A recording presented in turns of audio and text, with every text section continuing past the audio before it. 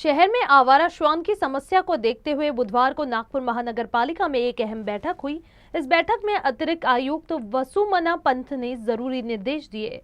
शहर में ऐसे सरकारी विभागों के परिसर जहां इंसानों के बीच श्वानों की मौजूदगी होती है, वहां इसके नियंत्रण की जिम्मेदारी उस विभाग की रहेगी।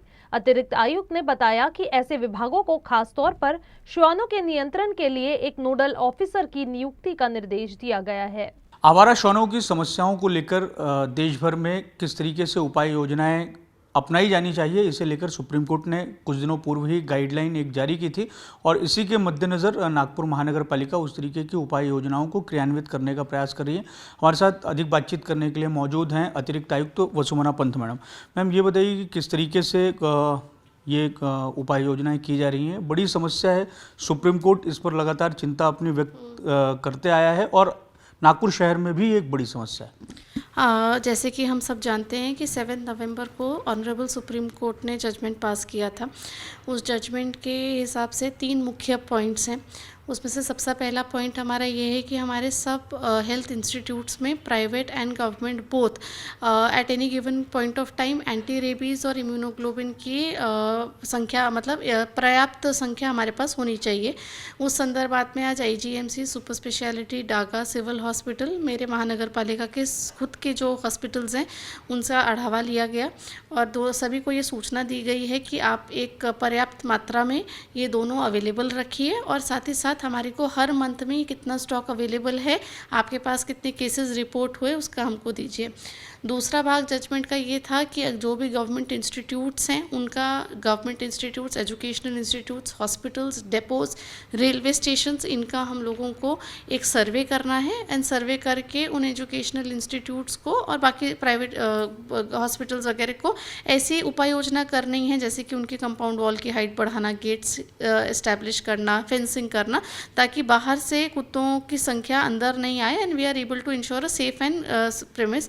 तो उसके लिए भी हमारी जोन स्तर पर हम लोगों के एजुकेशनल इंस्टीट्यूट्स, हॉस्पिटल्स, इन सब का सर्वे हमारे जोनल अधिकारी के माध्यम से शुरुआत कर दी गई है।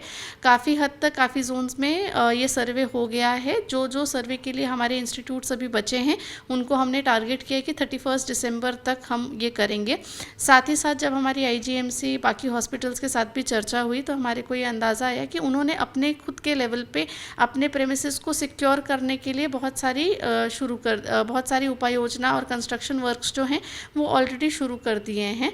और तीसरा भाग है कि हमारे जो एबीसी सेंटर्स हैं उनकी भी काम कैसे बढ़ा सकें और उनका कैपेसिटी ऑगमेंटेशन कैसा हो सके, इसके लिए भी हम लोगों ने एक रिव्यू मीटिंग लिया, तो वो काम भी हम लोग कर ही रहे हैं। एक बड़ी बात यह है कि इंसानों तक जो आवारा श्वान है उनके पहुंचने की एक बड़ी वजह ये रहती है कि उन्हें खुले में जो अनाज जिस तरीके से खाने के लिए मिलता है, अस्पताल, बस स्टैंड जिनका आप जिक्र कर रहे हैं, बहुत आसानी से वहां पर उपलब्ध होते हैं। तो वो जिम्मेदारी किस तरीके से होगी कि अगर बस स्टैंड है वहाँ पर ना केवल श्वानों को भोजन मिले और बल्कि उस परिसर में आवारा श्वानों की मौजूदगी न रहे, तो क्या उन विभागों को ये जिम्मेदारी दी जाने वाली है कि वो एक कर्मचारी और अधिकारी की नियुक्ति करें जो इस बात पर नजर रखें?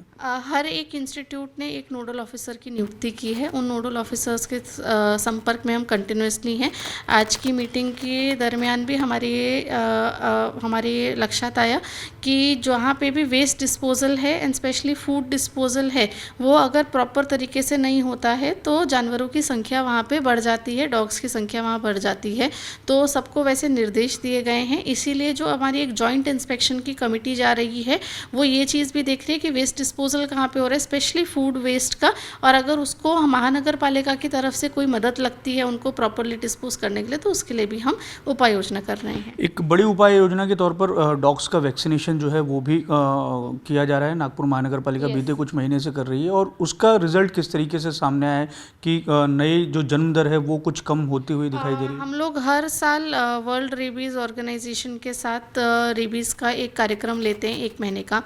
इनफैक्ट इस साल भी हम लोगों ने पूरे सितंबर के महीने में वो कार्यक्रम लिया। साथ ही साथ अगर हमारे डॉग्स ABC सेंटर पे जाते हैं तो स्टरलाइज होने के बाद भी हम उनको एंटी रेबीज़ वैक्सीन लगाते हैं।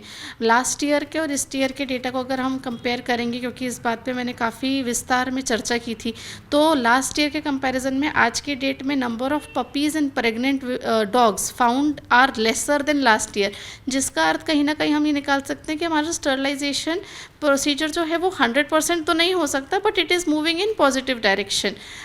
तो वो डिफरेंस जब हमको आज की डेट में सड़क पे कम पपीज़, कम प्रेग्नेंट डॉग्स दिखते हैं, तो somewhere that sterilisation is having some impact. उसको एकदम 100% आने में समय लगेगा, क्योंकि एक दिन में होने वाला या एक साल में होने वाला भी नहीं, but slow and steady we are seeing improvements.